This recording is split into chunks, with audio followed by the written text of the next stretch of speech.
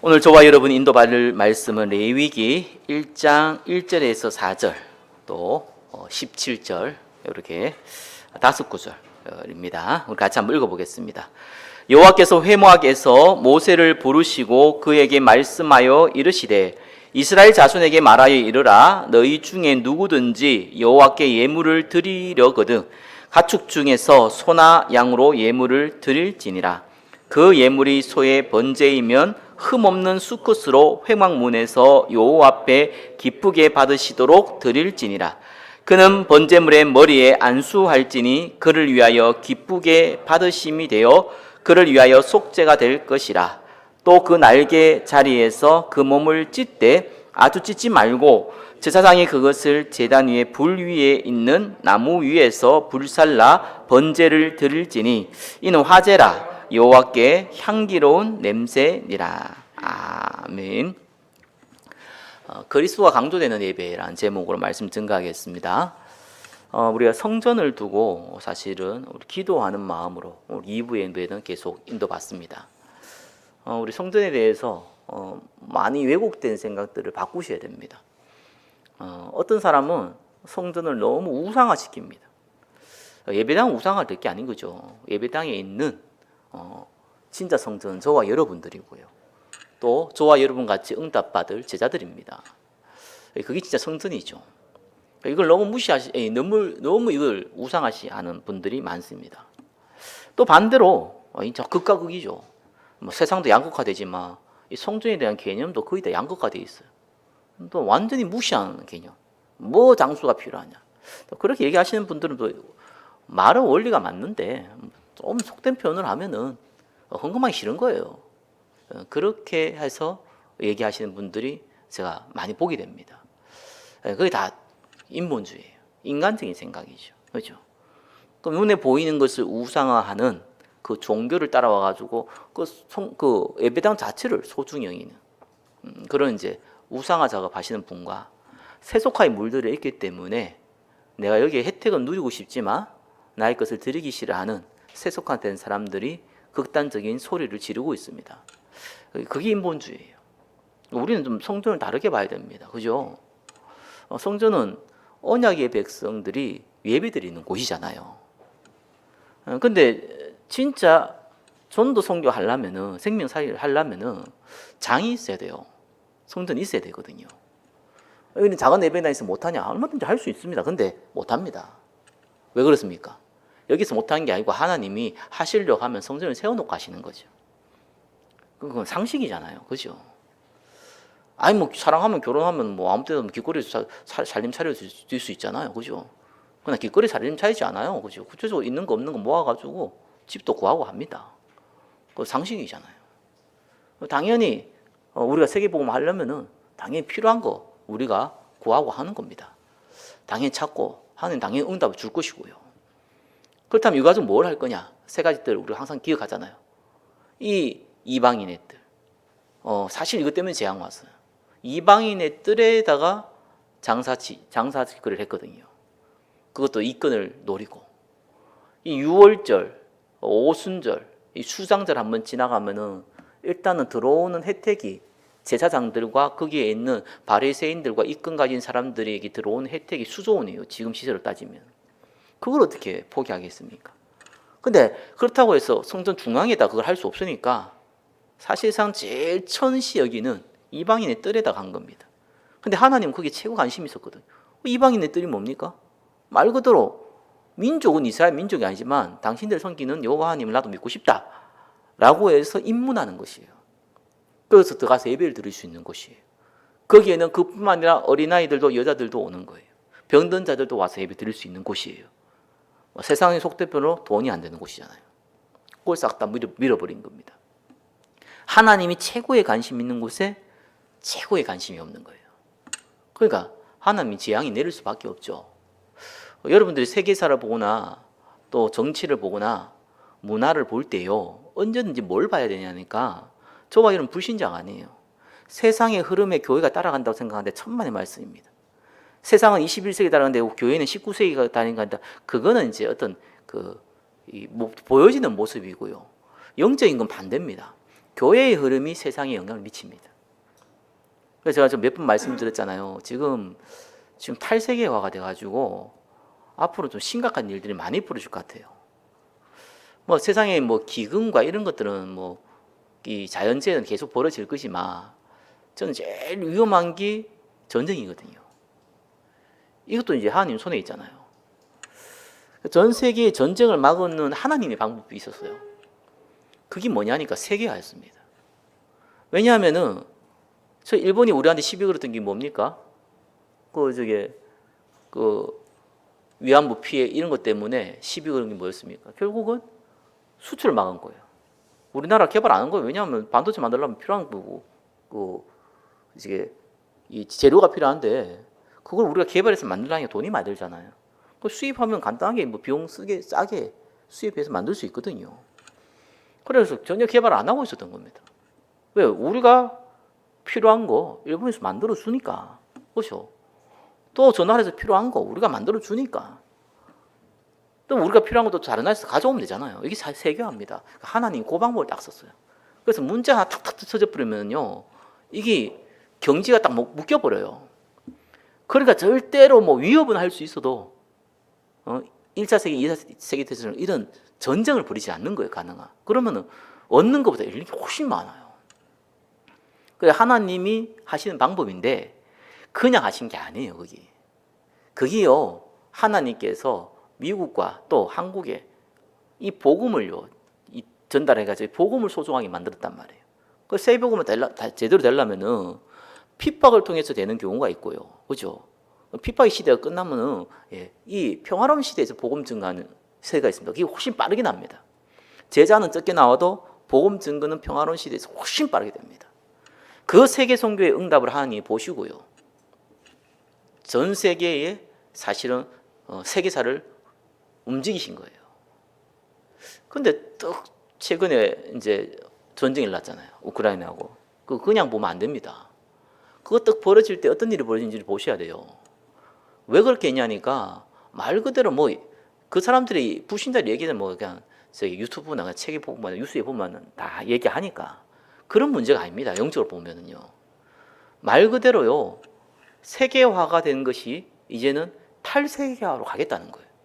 무슨 말이냐면 내가 잘 살기 위해서는 너를 죽여도 괜찮다는 개념으로 간 거예요. 이게 이제 탈세계화거든요. 네가 죽든지 말든지 난 잘 살겠다는 거예요. 필요하다면 네 걸 내가 얼마든지 뺏어가겠다는 겁니다. 이 탈세계화입니다. 그런 게 없었냐는 건 아닌데 그런 분위기는 구체화되지 못했어요. 근데 이게 딱 터졌잖아요. 자, 영적으로 한번 보세요. 뭐든지 이 교회사가요 세계사의 영적에 영향을 미칩니다. 교회에서 어떤 일이 벌어졌습니까? 교회가 내가 잘 살기 위해서는 우리 교회가 성공하기 위해서는 다른 교회 죽어도 된다. 그래 갔습니다. 거기 교회에서 시작했다니까요. 여러분 기분 나빠할 수 있는 사람도 많이 있겠지만 제 설교 듣는 사람이 없으니까 여러분밖에 없으니까 진짜 그렇습니다. 영적인 세계는요 반드시 교회에서 먼저 벌어지고 세계로 벌어집니다. 우리나라가 우파 좌파 많이 싸우잖아요. 근데 잘 보세요. 그 정치 관점을 보면 아무리 해석해도 답이 안 나와요. 이쪽 얘기 들으면 이쪽이 맞고 저쪽이 맞아요. 그죠? 근데 교회사를 보라니까요. 교회사가 벌어진 영적인 흐름이요 정치적으로 흘러간 거예요. 교회의 문제가 정치의 문제입니다. 정치의 문제가 교회의 문제가 아니에요. 교회의 문제가 정치의 문제였어요. 영적인 게 흘러가요. 반드시 그렇게 돼 있어요. 그래서 극좌파 극우파 나오는 것이 사실은 교회의 문제였습니다. 이권 때문에. 진짜 국가를 위해서 그런 사람 없거든요. 다 이권 때문에. 내한테 손해가 되게 이익이냐 다 그 이권 때문에. 내 사상이 맞냐 안 맞냐 다 이권 때문에. 정치가 뭔가 타협이잖아요. 그렇잖아요. 타협을 안 해버리는 거예요. 극과 극으로 막 가기 시작합니다. 근데 그걸 보면 안 된다니까요. 교회를 봐야 된다니까요. 그 영적 흐름이 어디서 나왔냐는 걸 봐야 돼요. 교회에서 왔어요. 그래서 우리가 지금 성전을 두고 기도하는 거는 전 세계에 그렇게 많은 성전, 특별히 한국 땅에 그렇게 많은 성전 중에 또 하나의 성전을 만드는 그런 개념을 접근하는 게 아니에요. 반드시 큰 교회당이 하나 그 지역이 만들어지면요, 절간이 만들어지면, 교회당이 만들어지면, 성당이 만들어지면 영적 흐름이 반드시 전달됩니다. 지금 지역과 민족과 세계의 영적 흐름을 바꿔야 돼요. 그걸 할 성전이에요. 그래서 전 세계를 바꿔야 돼요. 영적 분위기를. 그게 반드시 정치, 사회, 문화로 드러난다니까요. 저는 전쟁하면 딱 일어나면서 많은 분들이 자꾸 그 예수 믿는 분들, 또 지도자라는 분들이 해석을 왜 저렇게 자꾸 할까? 이거 지금 예수님 안 믿는 거 아닙니까? 아니, 불신자가 세계를 움직입니까? 하나님이 움직이십니까? 이거 정도의 믿음이 없는 거예요. 하나님이 움직이시잖아요. 그죠? 탄핵당한 박근혜 대통령 하나님이 세운 거잖아요. 탄핵당한 박근혜 대통령 하나님이 폐해한 거잖아요. 이 정도 주권을 안 갖고 있으면 어떻게 합니까, 우리가? 그 정도 주권도 없는데, 그 정도 믿음도 없는데, 뭘 예수 믿어서 구원받습니까? 뭐 기도합니까? 이 돌아간 것조차도 하나님 절대 주권을 인정하지 않는데.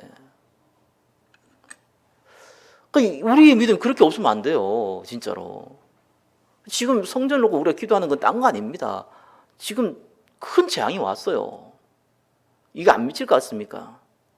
이게 속도가 한국 사회는 좀 빨라요. 급격하게 올 거예요. 우리가 과학 발전하는 것이 옛날에 10년 동안 할 거 지금 1년 만에 단번에 변하잖아요. 마찬가지로 지금 영적 흐름은요, 급속도로 빨라져요. 문화 자체가 이제는 인터넷 이런 문화 정도가 아닙니다. 지금 AI 시대가 돼버렸어요. 그렇잖아요. 내가 무슨 거기에 이게 맛있는 닭집을 찾아야겠는데 그거 내가 가봤는데 이름이 생각이 안 나. 내가 고민하다가 막 이렇게 찾잖아요, 그죠? 네이버에 찾아가지고 지역이 뭔지 쳐보고 내가 생각나는 비슷한 거리 한번 쳐보고, 그죠? 그래야 찾잖아요. 이제는 그럴 필요가 없는 겁니다. 이제 그냥 내가 궁금한 점을 말로 하면 그냥 알아듣습니다. 이런 시대가 이제 도달했어요, 그죠? 마이크로소프트에서 먼저 만들어냈어요. 지금 구글이 굉장히 긴장하고 구글 주가가 다 떨어지다 그러잖아요. 왜? 구글이 전부 다 전 세계에 검색에 1위였는데 이제는 AIC 나와가지고 그것도 마이크로소프트에서 만들어가지고 이제는 글로 다 옮기게 됐거든요. 그 구글이 무너질 판이 됐다니까요. 급속도로 변하는 거예요. 그러면 이 영적 흐름이요, 그런 툴을 통해 가지고 급속도로 전달됩니다. 빨리 무너질 거예요.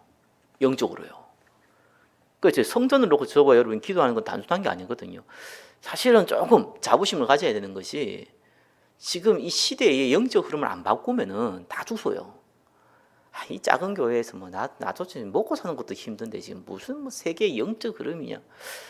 그래 보시면은요, 여러분 정말 큰 실수인 것이 지금 전 세계에 예수 믿는다라고 얘기하는 사람이 한 20 몇 프로가 돼요. 인구로 따지면. 근데 그 20 몇 프로에서 90%가요, 캐톨릭입니다. 아십니까? 기독교 없어요. 그 기독교 중에서도 예수 믿는다는데 교회 다니는 사람이 10%가 안 돼요. 진짜라니까요. 그래서 전 세계 기독교인이 사실은 2점 몇 프로밖에 안 돼요. 20 몇 프로의 그 얘기는 캐톨릭에 포함한 거예요. 개신교에는 2점 몇 프로가 안 돼요. 그 2점 몇 프로의 90%는 교회를 안 나갑니다. 예수 믿는다. 미국 사람들 물어보세요. 당신은 부처를 믿냐, 예수를 믿냐? 예수 믿는다. 교회 안 나가요. 그 사람이 예수 믿는다고 얘기했는데 통계를 내니까 전 세계 인구 한 2점 몇 프로가 되는데 그 중에 90%는 교회도 안 나가요. 그러니까 극소수라는 걸 인정을 해야 됩니다. 한국 교회 보세요. 똑바로 살자, 제대로 살자, 열심히 살자, 선하게 살자. 한국 교회 99%입니다. 진짜입니다. 그거 강조 때문에, 그것 때문에 싸웁니다. 제일 잘 싸우는 교회가 장로교입니다. 그래서 많은 파벌이 만들어졌어요. 나는 좀 목사면서도요, 대한예수교 장로교 안에 몇 개의 교단이 있는지 내가 모르겠어요. 너무 많아서 모르겠어요. 헷갈려요. 매년마다 달라요. 기억도 안 나요, 이제는. 신경도 안 써요. 왜? 이게 매년마다 달라지니까. 그 찾는 사람도 못 찾아. 이런 이상한 시기가 됐어요.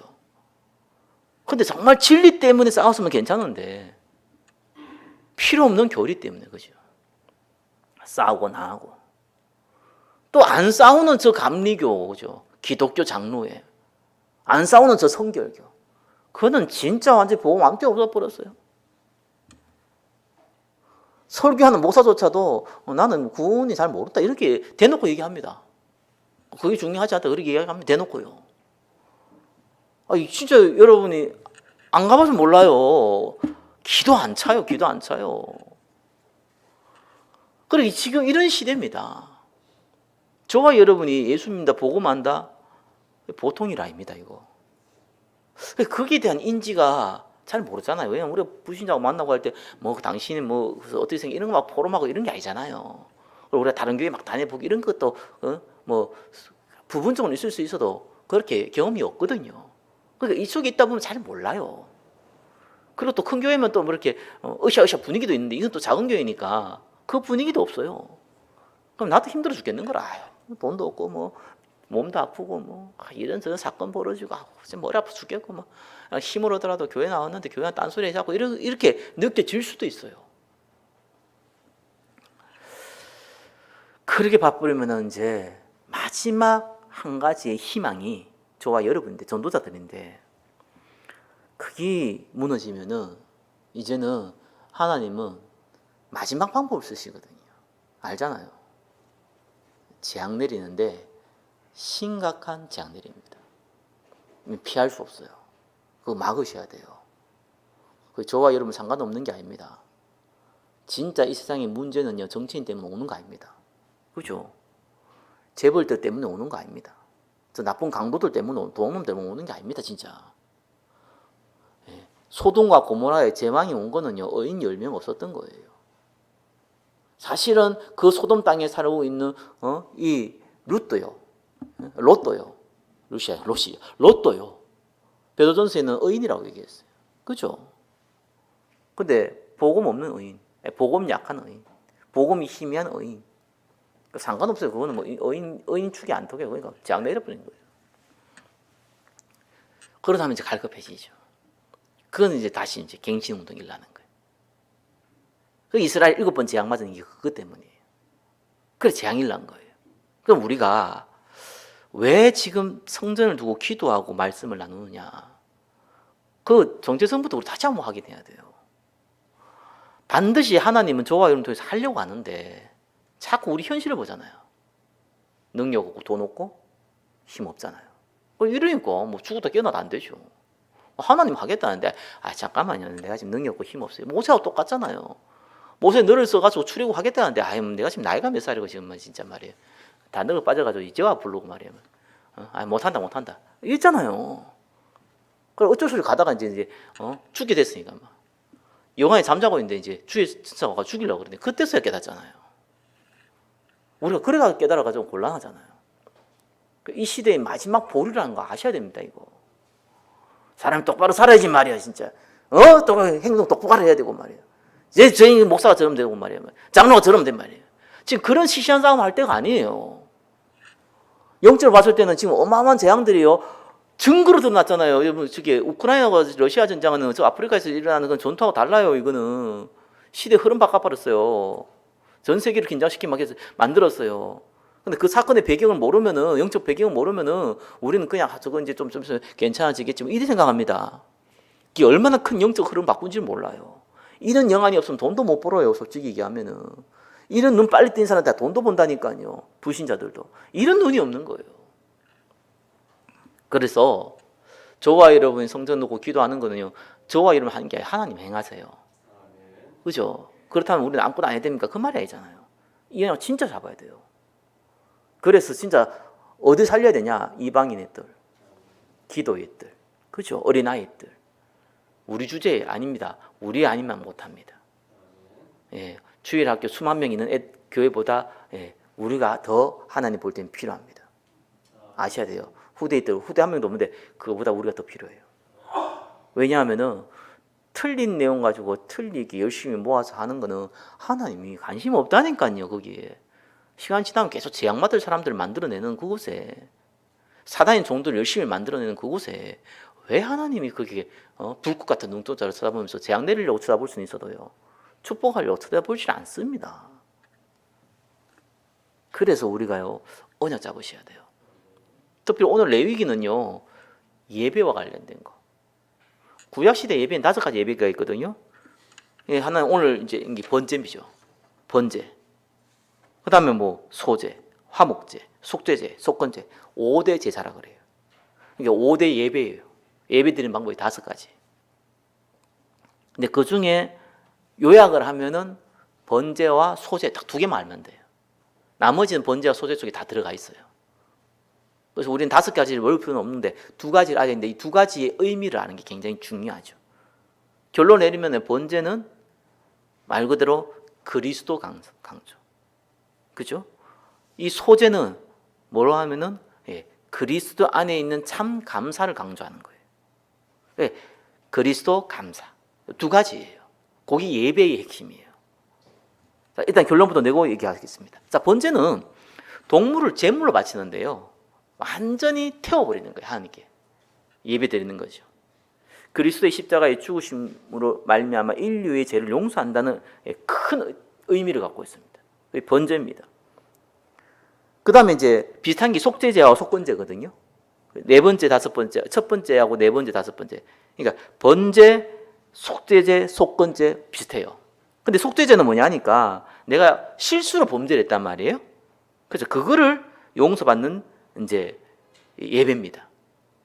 요때는 이제 이 그 소떼 가운데 흠없는 수송아지 한 마리 가져가서 속죄물 드리고요. 속건제 같은 경우는 내가 이제 죄를 용서받았으니까 그에 대한 보답, 이제 배상을 해야 되잖아요. 용서받았으니까 배상을 해줘야 되거든요. 하나님께 배상하고 사람들에게 배상을 해줘야 돼요. 배상하겠다라는 고백으로 이제 예배 드리는 것이 이제 속건제랍니다. 속죄제는 내가 실수로 아니면 내 뭐 본의 아니게 연약해서 실수 이제 범죄를 했을 때 그 용서를 받는 거고, 그게 속죄제고. 근데 속건제는 내가 용서를 받았으니까 이제는 배상을 해줘야 되는 거예요. 내가 사람에게 지은 죄를 배상을 해주고 하나님께 지은 죄를 내가 또 감사로 배상을 하는 겁니다. 근데 이 배상할 때는 뭡니까? 실천적인 이제 회개죠. 속죄제는 내가 정말 하나님 앞에 이 마음적인 용서를 구한다면은 속건제는 제가 실천적인 회개를 의미합니다. 다 이거의 번제를 태우는 거예요. 태우는 역할을 하는 거예요. 셋 다 싹 다 태워요. 자, 이렇게 하면서 번제와 속죄제와 속건제, 이거는 내 죄를 용서한다, 이런 의미가 있습니다. 번제는 모든 인류의 죄, 아니면 모든 죄, 뭐 원죄까지 포함해서 이런 의미를 갖고 있고, 속건제는 이제 속죄제는 자범죄, 속건제는 내가 돌이키는 거, 이런 걸 의미를 갖고 있습니다. 자, 또 비슷한 건 이제 소제하고 화목제는 또 다르죠.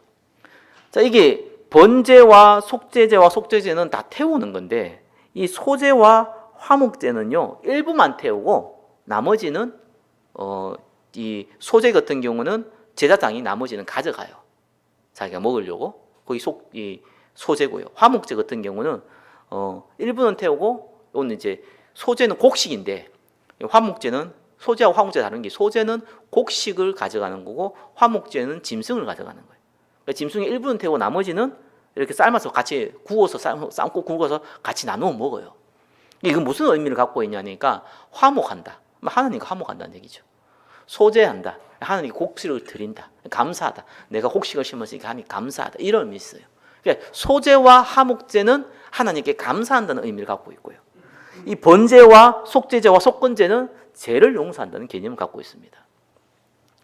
이게 자세하게 알 필요 없어요. 레위기는 그것만 알면 돼요. 레위기 얘기할 때 뒤에 보면 여러 가지 이 규례도 있고요. 그 다음에 이제 제사장이 첫 번째 그 아론이 제사 드린 것도 있고 여러 가지 내용이 나오는데, 이걸 이제 구체화한 내용들이고요. 딱 5가지 제사, 예배에 대한 제사 내용이고, 그걸 또 축약을 하면 딱 2가지. 하나는 번제, 하나는 소제. 번제는 내 죄를 용서한다. 소제는 이 하나님께 감사한다. 자, 이 2가지 의미만 알고 있으면 됩니다. 자, 이 얘기를 왜 드리느냐? 왜 우리가 성전을 두고 기도할 때 이 얘기를 드리느냐? 그 예배의 핵심은요, 딱 두 가지 어떻게 보면은요. 그리스도의 십자가와 죽으심을 상기하면서 그리스도가 주신 은혜와 사명을 확인하는 거예요. 그죠? 그리고 그거 가지고 진짜 감사하는 거예요. 자, 요것만 되면은 모든 거는 따라옵니다. 모든 게 따라와요. 자, 구체적으로 뭡니까? 1번요. 죄 없는 진승의 죽음과 피 뿌린 번제예요. 십자가 죽음, 죄 용서 받음, 하나님께 영광. 그 말이죠. 그래서 우리가 번제를 얘기할 때는요, 이게 우리 식으로 표현하면은 이게 이제 예배 드릴 때 처음부터 끝까지 짐승 죽이는 거예요. 거긴 무슨 예배입니까, 그죠? 우리는 그래 볼 수 있죠. 좀 다르게 표현하면요, 뭐 다른 거 좀 해야 될 거 아니에요, 그죠? 그럼 다른 거 안 하고 그것만 계속 하는 거예요. 맨날. 왜 예배 때 그리스도만 강조하는지를 여러분 아셔야 돼요. 아, 성경 저도 공부 많이 했어요. 히브리 해오려고 공부 많이 했고요. 제가 의외로 책에 옛날에 대학생 때 책도 많이 읽어가지고 특별히 이렇게 성경과 관련된 책도 많이 읽어가지고요. 잔지식도 많이 있고요. 뭐 지금 많이 까먹었지만 아무튼 또 정리해 놓은 것들이 있어가지고 또 찾아보면 또 기억 새록새록 나요. 그리고 재밌는 좀 이렇게 또 이게 설교 많이 듣다 보면 재밌는 얘기도 많이 하더라고요, 목사님들은. 그래서 꺼내서 집어가지고요. 얼마든지 할 수 있어요. 옛날에도 그렇게 했어요. 그래서 내가 저기 부교육자는 그렇게 때 많이 했어요. 그러니까 뭐 학생들 가르치는데 학생들이 자꾸 졸고 하니까 재미없잖아요. 또 웃겨야 되니까 또 그렇게 했으면 그렇게 하기도 하고요. 그래서 제가 복음을 알면 알수록 기도도요, 사람 참 단순해지죠. 기도도 사실 뭐 복잡한 게 없어서요. 그건 게을러 쓰는 게 아니고 무식해서 그런 게 아니고요. 정말 내한테 필요한 거 힘인 거예요. 그죠? 성령 충만의 힘인 거예요. 정말 내한테 필요한 거 증인의 자리에 서는 거예요. 그거 외에는 내한테 기도 제목이 없는 거예요. 혹 다른 기도 제목이 있다면은 그것 때문에 이런저런 사건이 벌어지고 만남이 벌어지니까 그것 때문에 이게 만들어진 기도 제목이지 진짜 기도 제목은 딱 두 가지밖에 없는 성령 충만 받아 증인 되겠다. 이거밖에 없는 거예요. 기도도 그렇지만 예배도 똑같습니다. 이 얘기 저 얘기 하지만 간단한 겁니다. 그죠? 복음이 다다. 결국은 예배 때 그 얘기하려고 하는 거잖아요. 결국은 전도 선교가 다다. 그거잖아요. 결국은 하나님의 나라와 성령의 역사가 일어나야 된다. 그거잖아요. 이게 예배 다거든요. 그래서 왜 자꾸 반복을 하냐고 하는데 안 그렇습니다. 이건 반복이 아니고요. 그 외의 거는 왜 예배 때 배우려고 합니까? 혼자 성경 찾아보든가 신학 공부를 하든가 네이버 물어보면 더 잘 나오는데 그거 하면 되지. 말라 예배 때 그걸 합니까? 그렇게 이 시대는 특별히 이 시대는 정보가 차고 넘치는 시대잖아요. 그래서 어떤 사람은 헬라어 히브리어만 가지고요 설교하시는 분도 계시더라고요. 배울 거 많아요. 요즘도 많이 연락 와요. 뭐 저게 쉐마 학당이지 뭔지 목사님 좀 같이 공부하시고 배우시라고 비용 얼마 한다고 장사하는데 계속 연락도 오고요. 그래요. 가끔씩 유혹도 돼요. 왜냐하면 그 사람들이 뭐 일반 사람들 전화해가지고 뭐 쉐마 학당이라고 뭐 히브리어 배우라고 하겠습니까? 그 장사 안 될 건데 목사 대장을 하잖아요. 목사들은 약간 조금 배우고 싶고 뭐 좀 깊이 들어가고 싶은 사람들이 많거든요. 하나님 그 일이니까. 그 쉽게 이제 가서 공부도 하고 배우고 가죠. 뭐 나쁘진 않아요. 다 좋아요. 그걸 왜 예배 때 합니까? 따로 하면 되지.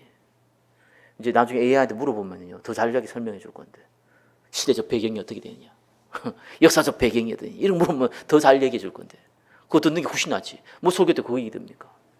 설교 때는 그런 거 듣는 게 아니에요. 그건 그냥 참조로 그냥 중간중간에 듣는 거고요. 진짜 들으니까 맞다.